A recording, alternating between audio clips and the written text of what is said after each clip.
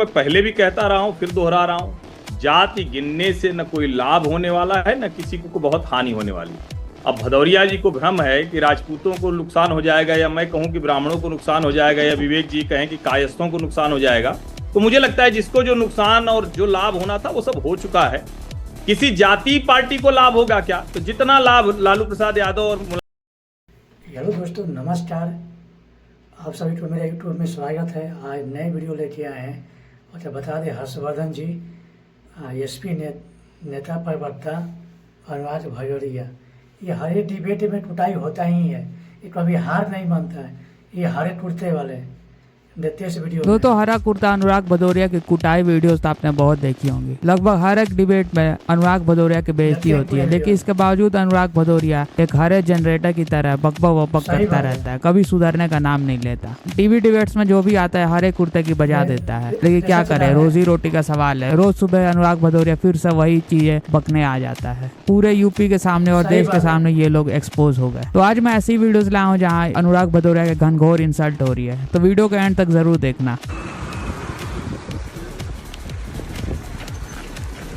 ये चला रहे हैं, अच्छा चला रहे हैं, दिखाने के लिए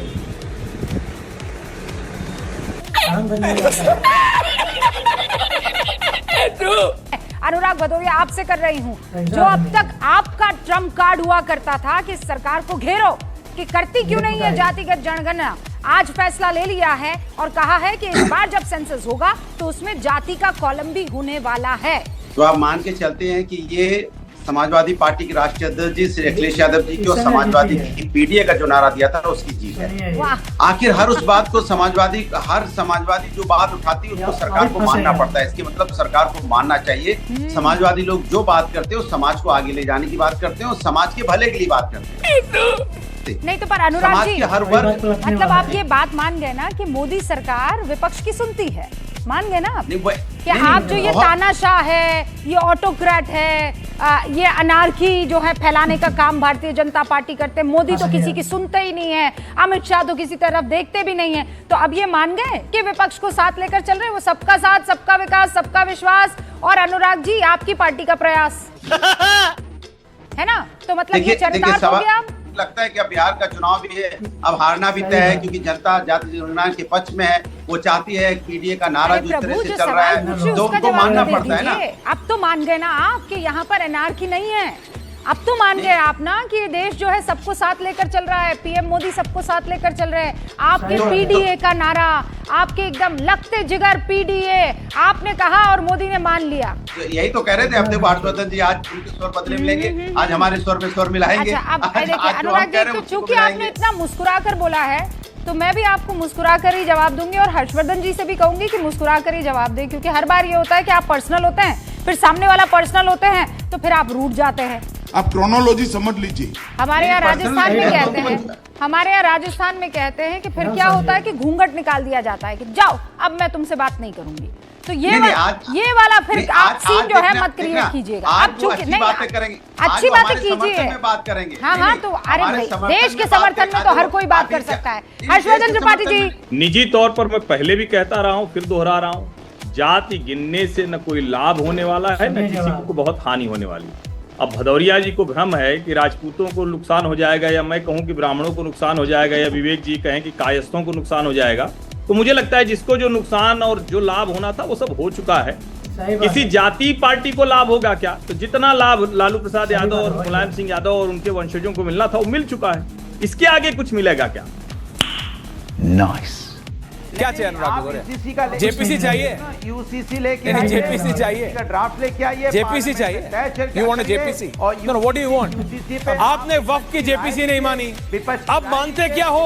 राय देगा जो संविधान सारे दर्शकों, my only problem is this. Nehru ji को जीते जी भारत रत्न मिला, इंदिरा जी को तुरंत मरणोपरांत मिल गया, उसके अलावा आप राजीव गांधी को मरणोपरांत तुरंत मिल गया, और अंबेडकर जी को देने के लिए कितना समय लगा?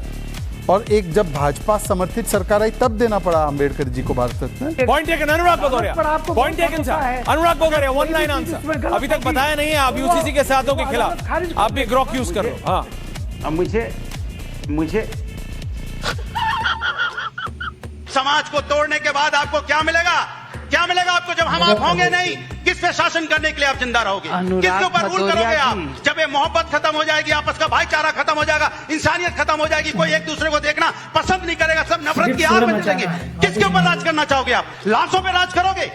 सन्नाटे में राज करोगे? पेड़ पौधों पे राज करोगे? कम से कम इंसानियत जिंदा रहने दीजिए, लोकतंत्र जिंदा रहने दीजिए, मानवता जिंदा रहने दीजिए, तभी राजपाट भी चलेगा, वरना ये राजपाट किसी काम का नहीं होगा।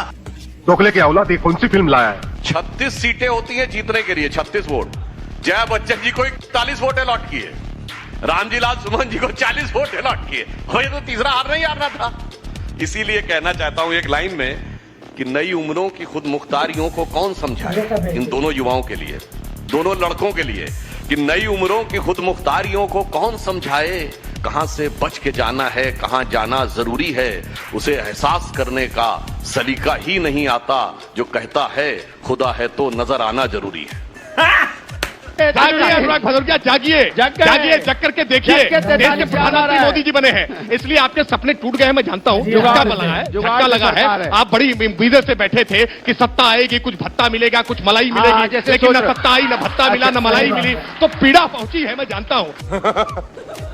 इस पीड़ा में इस तरह से चीखना चिल्लाना वाजिब है, लेकिन इसका इलाज इस तरह से नहीं होता है। आप इसके लिए जनता के बीच में, 43 जनता के बीच में जाकर के काम करिए। देखिए 43 घर रखते रहिए, आप रखते रहिए, 33-43 रखते रहिए, ऐसे ही रखते रहेंगे और हम सत्ता ऐसे ही बनाएंगे, हम जनता के बीच में काम करते रहेंगे।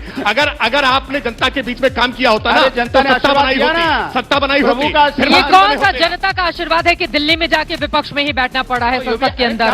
मतलब इतना ढोल बजा के बताया जा रहा है जनता का आशीर्वाद है, लेकिन दिल्ली की जिस गद्दी के लिए लड़ाई थी वहां तो विपक्ष में ही बैठ रहे हैं ना। अनुराग भदौरिया जी, बंद करो हाथ जोड़ के। मैं गरीब गुरबा का परिवार, लालू प्रसाद यादव जी आज सबसे अमीर परिवार, शॉपिंग मॉल हो गया, बड़े बड़े वो हो गए, फार्म हाउस हो गए दिल्ली में।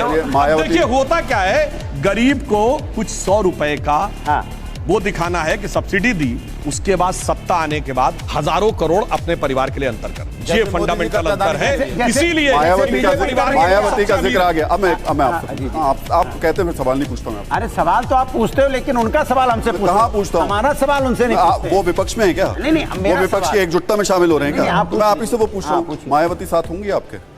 अभी तो तय होगा, अब उसमें राष्ट्र ने तो तय करेगा भाई। वो हमारे विपक्ष में बहुत लोग हैं, जिसको आना होगा वो आएगा। को मजबूत करने के लिए 23 जून को इन सारे लोगों का भी एक मीटिंग हो रही थी पटना में, उसमें भी एक डिफेंस डील थी। क्या डिफेंस डील थी? एक आए कोयला और 2G घोटाले वाले, एक आए शराब घोटाले वाले, एक आई भर्ती घोटाले वाली बुआ जी, और बैठ गए अध्यक्षता में चारा घोटाले वाले में। तो अपने अपने घोटालों की डिफेंस की डील उन लोगों ने वहां बैठ के कमी है। अनुराग भदौरिया, लास्ट कमेंट आपका चलते चलते। देखिए कितना दोस्तों, समाजवादी पार्टी के प्रवक्ता अनुराग भदौरिया की इंसल्ट का सिलसिला तो बहुत पुराना है। पहले आपको याद होगा समित पात्रा अनुराग भदौरिया के बजा देते थे, रूबिका लियाकत भी अभी बजाती है, और साथ में सुधांशु त्रिवेदी भी अनुराग भदौरिया की घनघोर बेइज्जती करते हैं। अभी जिस तरह से कश्मीर इंसिडेंट के बाद जो कुछ भी हुआ, उसमें आपने देखा कि अनुराग भदौरिया की ये मानने से इनकार कर दिया कि धर्म पूछा गया था। यही है अनुराग भदौरिया और समाजवादी पार्टी का सेकुलरिज्म। अब ये हिंदुओं पर है कि क्या वो इन सेकुलरों का असली चेहरा पहचानते हैं या फिर सेकुलर बैठे रहेंगे। दोस्तों वीडियो अच्छा लगा चैनल को सब्सक्राइब करिए, वीडियो लाइक करिए, शेयर करिए, कमेंट करिए, जरूर बताइए ये हरा कुर्ता वाला क्या जवाब दिया, कितना बेइज्जती हुआ। अब ऐसा ही वीडियो मिलता रहेगा। आज इतना ही, नेक्स्ट वीडियो मिलते हैं।